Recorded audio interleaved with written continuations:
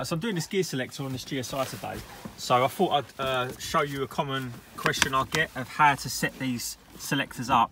Obviously you can see how bad the play is. I mean, even in gear. So put it in gear now. That's in first. Look how much play, because that ball joint is totally worn out. You can see the play in it. So I'm gonna, I've got a complete shifter down here that I've got a short shifter on. It's just a spare one, so I'm gonna bang that on so I can take this one and rebuild it apart, and the car's not off the road. So I'm just gonna address a simple issue, or simple for me, but an issue for everyone that wants to know how to set these gear shifters up once they're back in the car. It involves this pin and locking it in neutral. So I'm going to remove the shifter and I'm going to show you how to do that. So basically, even if it's a Zafira GSI, sometimes VXRs, got two screws here either side to get this center console out.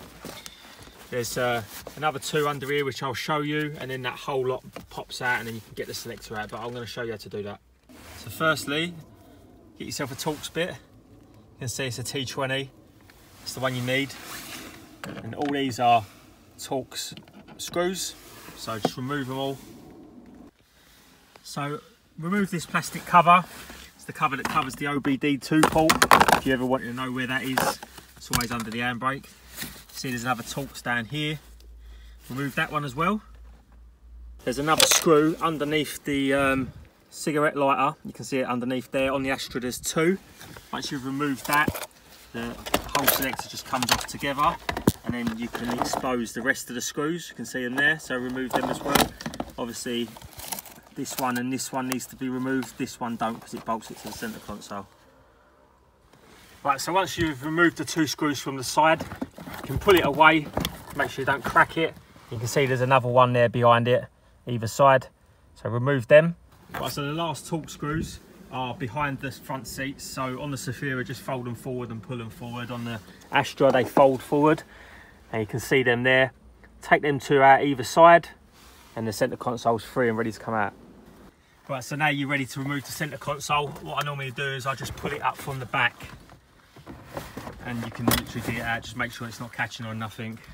Can't do it one-handed, so I'm going to remove it. Right, so there we have it. We've got the center console out. On the Zafira, they have an air vent that goes up to the dash. On the GSI Astra, they don't. So now we've got all the room in the world to play with the selector.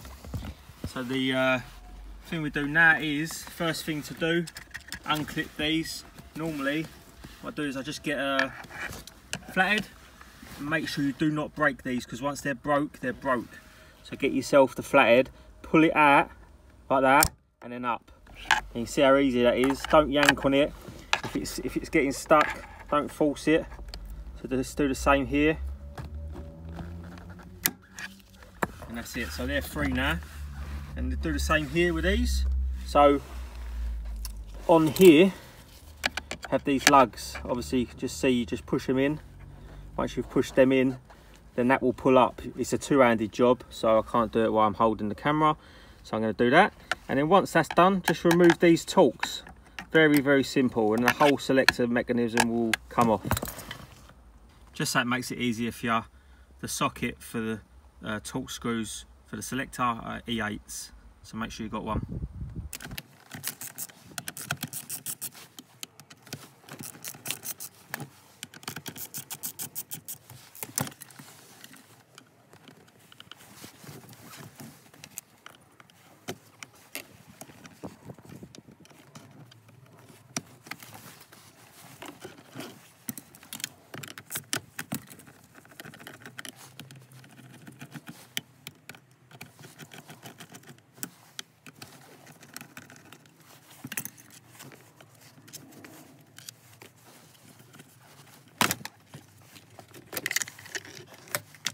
Just give it a quick over.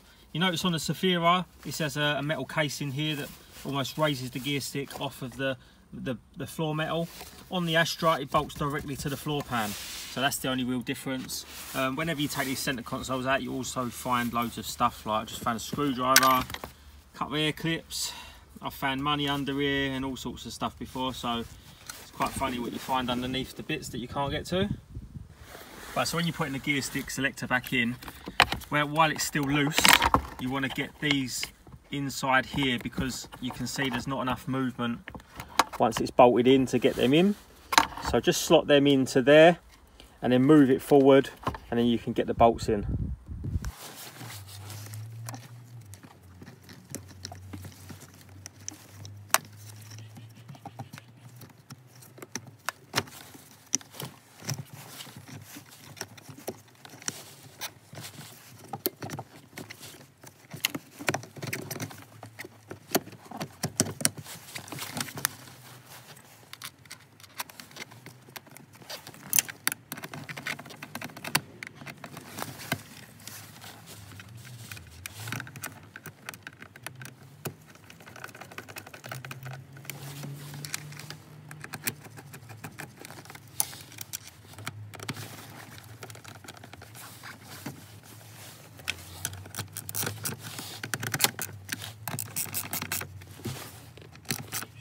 What I'm going to do now is show you the most important part. This is how to set up the linkage itself.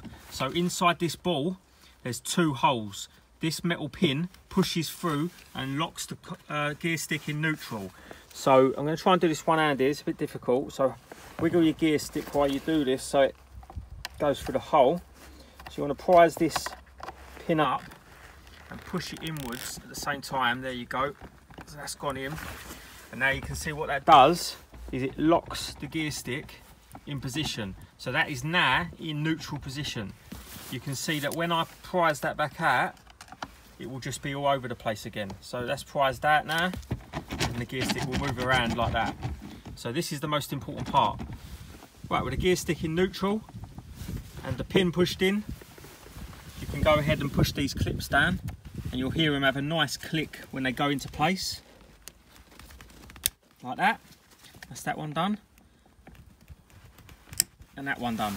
Right, now that's done and that's all set up. You can see how solid that is. That is now the gear selector set up. Now all you've got to do now is pull that pin back out into its original position, otherwise you won't be able to select gear. It's very important you do this. Pulls it out, goes back into the groove so it can't go in when you're driving, and that's it. Now your selector is in neutral and you'll successfully change your gear selector. So you can see already how much tighter that is. Obviously it's going to improve the throw as well because I've got a short shifter in it. But you can see now there's hardly any movement. Obviously it's not a brand new bush. That's why I've took that one out, because I'm going to replace the bush on it. So there's a little bit of movement still. So it's not 100%, but the throw is almost a third less. And that's one of the most important parts about these cars. Standard shifter is like a tractor.